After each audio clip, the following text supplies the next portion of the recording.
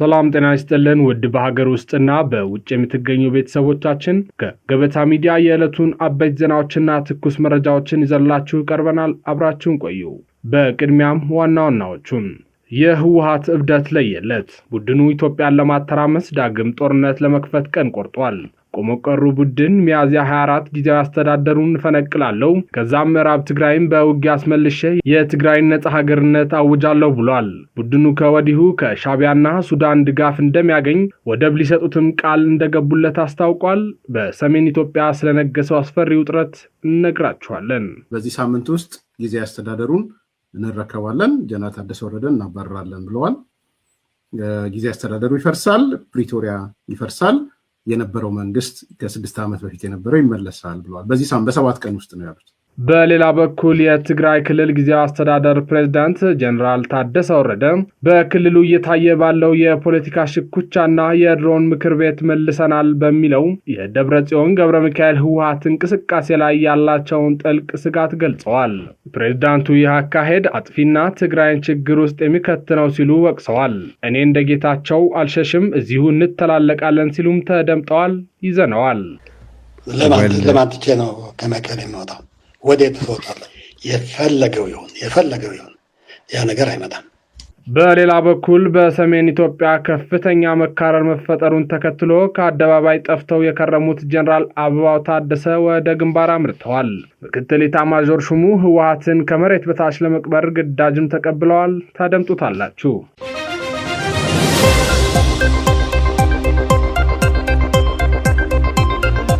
ቻናሉን ሰብስክራይብ፣ ቪዲዮውን ላይክ በማድረግ እስከ ፍጻሜው አብራችሁ እንድትቆዩ በአክብሮት እንጠይቃለን። ወደ ቀዳሚ ጉዳያችን ስናልፍ የህወሓት እብደት ለየለት። ቡድኑ ኢትዮጵያን ለማተራመስ ዳግም ጦርነት ለመክፈት ቀን ቆርጧል። ቆሞቀሩ ቡድን ሚያዝያ 24 ጊዜያዊ አስተዳደሩን ፈነቅላለሁ ከዛም ምዕራብ ትግራይን በውጊያ አስመልሼ የትግራይን ነጻ ሀገርነት አውጃለሁ ብሏል።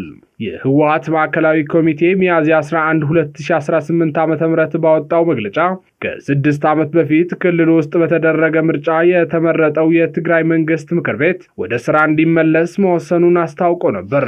ህወሓት ይህንን ውሳኔ ያስታወቀው ፌዴራል መንግስት ከፕሪቶሪያ ስምምነት በኋላ የተቋቋመውን የትግራይ ክልል ጊዜያዊ አስተዳደር እየመሩ ያሉት ፕሬዝዳንት ታደሰ ወረደ የስልጣን ቆይታ በአንድ ዓመት ካራዘመ ከ2 ሳምንት ገደማ በኋላ ነው። ቡድኑ በትላንትናው ዕለትም በቃል አቀባዩ አቶ ሚካኤል አስገዶም በኩል የትግራይ ክልል ጊዜያዊ አስተዳደር ፕሬዝዳንት ሌተናንት ጀነራል ታደሰ ወረደ ሰላማዊና ዲሞክራሲያዊ ርክክብ የማይፈጽሙ ከሆነ ስህተት ይሰራሉ ሲሉ ማስፈራራቱ ይታወሳል። በዚህም መሰረት ጀነራል ታደሰን በኃይል ፈንቅሮ ምዕራብ ትግራይን በጦርነት ለማስመለስ ከዛም ሀገረ ትግራይን ለመመስረት መወሰኑን እወቁልኝ ብሏል። በዚህ ሳምንት ውስጥ ጊዜያዊ አስተዳደሩን እንረከባለን፣ ጀነራል ታደሰ ወረደን እናባረራለን ብለዋል።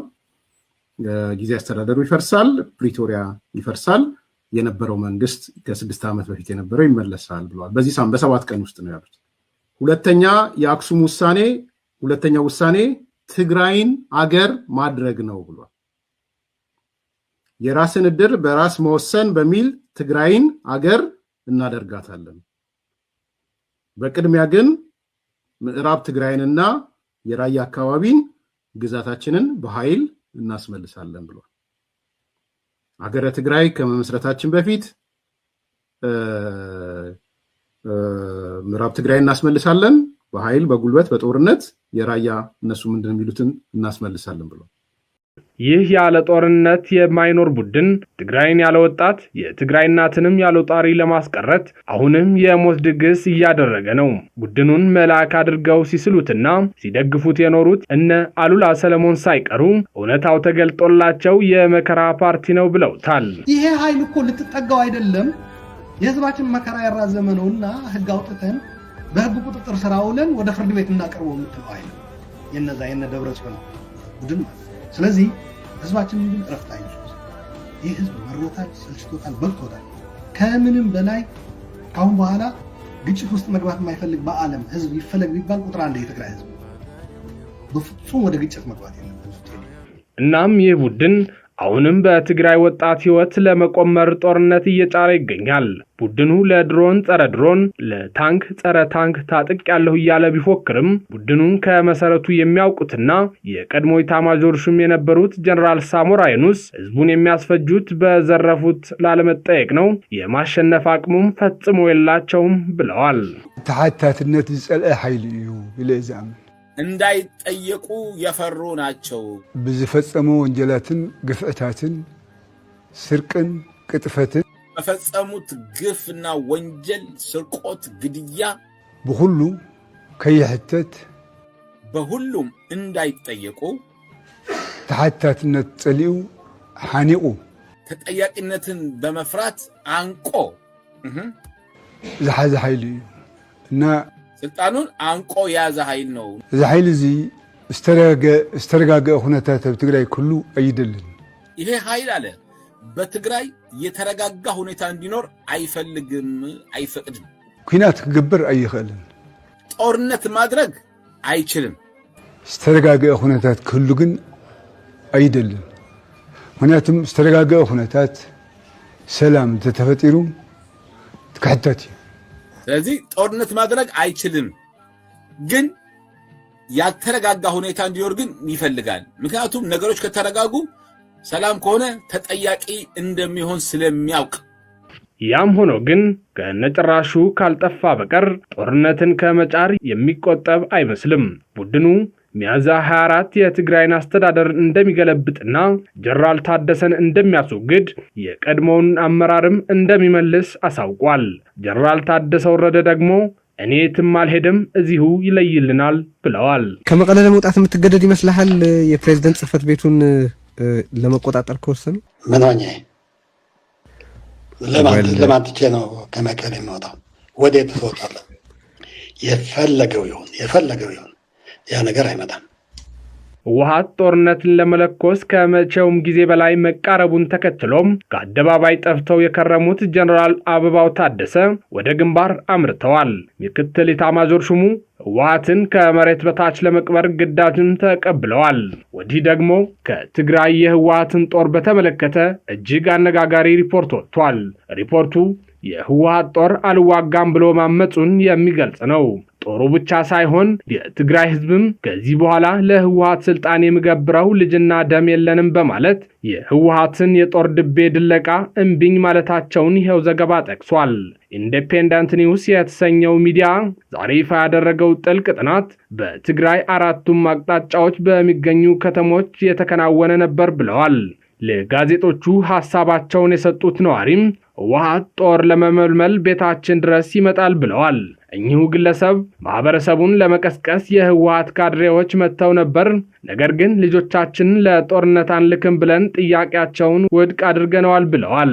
ነገር ግን ልጆቻቸውን እንዲያዋጡ ለመቀስቀስ የተጠራው ስብሰባ በተቃውሞ ከተበተነ በኋላ የህወሓት ካድሬዎች ፖሊስና ታጣቂ ኃይል አሰማርተው ዕድሜያቸው ከ15 በላይ የሆኑትን መዝግበዋል ይላሉ። ጨምረውም እያንዳንዱ ነዋሪ 25 ኪሎ እህል፣ 500 ብር፣ ምስርና እንቁላል እንዲያቀርብ ትዕዛዝ ተሰጥቶታል ብለዋል። ይህንኑ ዳግም ጦርነት ሽሽት አቅም ያላቸው ነዋሪዎች ልጆቻቸውን ወደ አዲስ አበባ መላካቸውን ገልጸው እሳቸው ግን ይህንን ለማድረግ የሚያስችል ገንዘብ እንደሌላቸው አስረድተዋል። በአክሱም የሚገኙት የቀድሞ የቲዲኤፍ አባል አቶ መስፍን ሀደራም በበኩላቸው ለዜና ጣቢያው ሲናገሩ የተሰናበቱ ታጣቂዎች በስልታዊ ዘዴ የመመለስ ጥረት እየተደረገ ነው ይላሉ። አቶ መስፍን ጦርነቱ እንዳበቃ ከተሰናበቱት መካከል አንዱ ቢሆንም የቀድሞ ወታደራዊ ክፍሌ አግኝቶ አናግሮኛል፣ ሌሎች እንደኔ የተሰናበቱም የስልክ ጥሪ ደርሷቸዋል ብለዋል። አክለውም ወደ ጦር ኃይሉ ለሚመለስ መሬት እንደሚሰጡና የሥራ ዕድል እንደሚፈጥሩ እየተናገሩ ይገኛሉ ብለዋል። ይህ እንቅስቃሴ የሚያሳየው ህወሓት ለጦርነቱ ቆርጦ መነሳቱን እንዲሁም ዝግጅቱን ማጠናቀቁን እንደሆነ የፖለቲካ ምሁራን ያስረዳሉ። ይህንን በአንክሮ እየተከታተለ የሚገኘው የፌዴራል መንግስት ታዲያ ህወሓት ዳግም ከተነኮሰች የመጨረሻዋ እንዲሆን ኃይሉን በተጠንቀቅ አሰልፏል።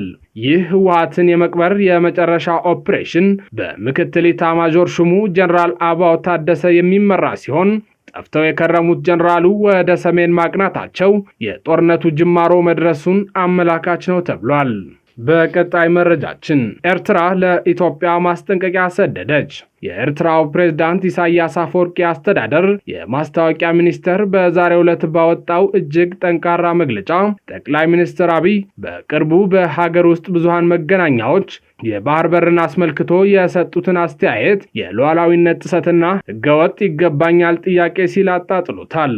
መግለጫው የኢትዮጵያ መንግስት የባህር በር ጥያቄን እንደ ህልውና ጉዳይ አድርጎ ማቅረቡ በጎረቤት ሀገራት ሉዓላዊነትና የግዛት አንድነት ላይ የተቃጣ ድርጊት ነው ብለዋል። ኤርትራ በፈረንጆቹ 1993 ነፃነቷን ካገኘች በኋላ ወደቦቿን ለንግድ አገልግሎት በልግስና ክፍት አድርጋ መቆየቷን ያስታወሰው መግለጫው አሁን ከንግድ ጥያቄ አልፎ ወደ ባለቤትነትና የኤርትራን አገረ መንግስት ህጋዊነት ወደ መገዳደር መሸጋገሩ የቀድሞን የኃይል ሚዛን የመቆጣጠር ፍላጎት ዳግም የመቀስቀስ ሙከራ ነው ብሎታል። አከል አድርጎም የኢትዮጵያ መንግስት የህዝቡን ብዛት እንደ መከራከሪያ በማንሳት አነስተኛ ሀገራት የቀይ ባህርን ደህንነት ማስጠበቅ አይችሉም ማለቱን ክፉ ዓላማ ያለው ንግግር ሲል ገልጾታል። በአሁኑ ወቅት በኢትዮጵያ የሚታየው ከፍተኛ የዋጋ ግሽበት፣ ድህነት እንዲሁም በአማራ በኦሮሚያና በትግራይ ክልሎች ያሉ ግጭቶችን በመጥቀስ ብልጽግና ፓርቲ እነዚህን የውስጥ አስተዳደራዊ ውድቀቶች ለመሸፈንና የህዝቡን ትኩረት ለማስቀየር የባህር በር ጉዳይን እንደ ባንዲራ ዙሪያ መሰባሰቢያ እየተጠቀመበት ነው ብለዋል። ኢትዮጵያ የአፍሪካ ህብረትና ኢጋድን በመጠቀም የባህር በር አጀንዳዋን ለማስፈጸም የምታደርገው ጥረት አደገኛ ቅድመ ሁኔታ የሚፈጥር ነው ብለዋል። የኤርትራ ሉዓላዊነትና የግዛት አንድነት ለድርድር አይቀርብም ያለው መግለጫው የ2024ቱን ከሶማሌላንድ ጋር የተፈረመውን የመግባቢያ ስምምነትና የኢትዮጵያን እንቅስቃሴ እንደ ትንኮሳ እመለከተዋለሁ ብለዋል። የቀጠናው ሰላም የሚረጋገጠው በጎረቤት ሀገራት እውቅናና የጋራ መከባበር እንጂ በወረራ ፍላጎት ባለመሆኑ የኢትዮጵያ መሪዎች ስልታቸውን እንዲመረምሩ ሲል የኤርትራ ማስታወቂያ ሚኒስቴር በዛሬው መግለጫ አሳስበዋል። በሌላ በኩል ጠቅላይ ሚኒስትር አብይ አህመድ ከዚህ ቀደምም ሆነ በተደጋጋሚ ባስተላለፏቸው መልእክቶች ኢትዮጵያ የባህር በር ጥያቄ ከኃይል አማራጭ ይልቅ በሰላማዊ መንገድና በፍትሃዊ ተጠቃሚነት መርህ መሰረት መሆኑን ገልጸዋል። ጠቅላይ ሚኒስትሩ ለፓርላማ አባላትና ለሕዝብ በሰጡት ማብራሪያ ኢትዮጵያ የጎረቤቶቿን ሉዓላዊነት የመጋፋት ፍላጎት እንደሌላትና ጥያቄዋን በጋራ ብልጽግና ሐሳቤ ላይ ተመርኩዞ ለዘላቂ የኢኮኖሚ ትብብር የሚደረግ ጥረት መሆኑን ተናግረዋል። ይህም የባህር በር ፍላጎት በቀጠናው ያለውን የንግድ ትስስር የሚያጠናክር እንጂ ለግጭት መንስኤ እንዲሆን እንደማይፈልጉና ጉዳዩን በንግግርና በዲፕሎማሲ ስምምነት እንዲፈታ ኢትዮጵያ ዝግጁ መሆኗን በተደጋጋሚ ተናግረዋል። በቀጣይ መረጃችን በሳውዲ አረቢያ ቢያንስ 65 ኢትዮጵያውያን ስደተኞች ከአደንዛዥ እጽ ጋር በተያያዘ ክስ የሞት ፍርድ እንደሚጠብቃቸው ሂውማን ራይትስ ዎች አስታወቀ። የሰብአዊ መብት ተሟጋቹ የሳውዲ አረቢያ ባለስልጣናት ባለፈው ሳምንት 3 ኢትዮጵያውያንን በሞት መቅጣታቸውን ገልጾ የሌሎቹ ፍርድ ተፈጻሚነት ግን እንዲዘገይ መደረጉን በሪፖርቱ አመልክቷል። ዓለም አቀፉ የሰብአዊ መብቶች ተቋም ሚያዝያ 21 2018 ዓ.ም ባወጣው ሪፖርት በሳውዲ አረቢያ ከቅርብ ዓመታት ወዲህ በተለይም ከአደንዛዥ እጽ ጋር በተያያዙ ወንጀሎች ኢትዮጵያውያንን ጨምሮ በርካታ የውጭ ሀገር ዜጎች ላይ የሞት ቅጣት መፈጸሙን አስታውቋል። የሂውማን ራይትስ ዎች የስደተኞችና ሰብአዊ መብቶች ከፍተኛ ተመራማሪ የሆኑት ናዲያ ሃርድማን ሳውዲ አረቢያ መሰረታዊ የፍትህ ሂደትን የተነፈጉ አመጽ ባልተቀላቀለባቸው ወንጀሎች የተነሳ በሞት ለመቅጣት ፈቃደኛ መሆኗ ለመብታቸውና ለህይወታቸው ከፍተኛ ግድ የለሽነት እንዳላት ያሳያል ብለዋል። አክለውም ከመርፈዱ በፊት የሳውዲ አረቢያ አጋሮች በፍጥነት ጣልቃ መግባት አለባቸው ሲሉ ጥሪ አቅርበዋል። ሂውማን ራይትስ ዎች በአሲር ክልል ከሐሚስ ሙሻይት ማረሚያ ቤት የታሰሩ 3 ጉዳዩን የሚያውቁ ሰዎችን ማነጋገሩን በመግለጫው ጠቅሷል። የሰብአዊ መብት ተሟጋቹ ያነጋገራቸው ግለሰቦች የሰሜን ኢትዮጵያ ጦርነትን ሸሽተው ህይወታቸውን ለመለወጥ በማሰብ በየመን በኩል ወደ ሳውዲ አረቢያ መግባታቸውን ገልጸዋል። ስደተኞቹ በጉዟቸው ላይ ገንዘብ ለማግኘትና ህይወታቸውን ለማቆየት በማሰብ ጫት ይዘው መገኘታቸውን ለሰብአዊ መብት ተሟጋቾች አስረድተዋል። ውድ ተመልካቾቻችን ለዛሬ ያዘጋጀንላችሁ አበይት ዜናዎች እነዚህ ነበሩ። ገበታ ሚዲያን ሰብስክራይብ በማድረግ ቤተሰብ ይሁኑ። ጤና ይስጥልን።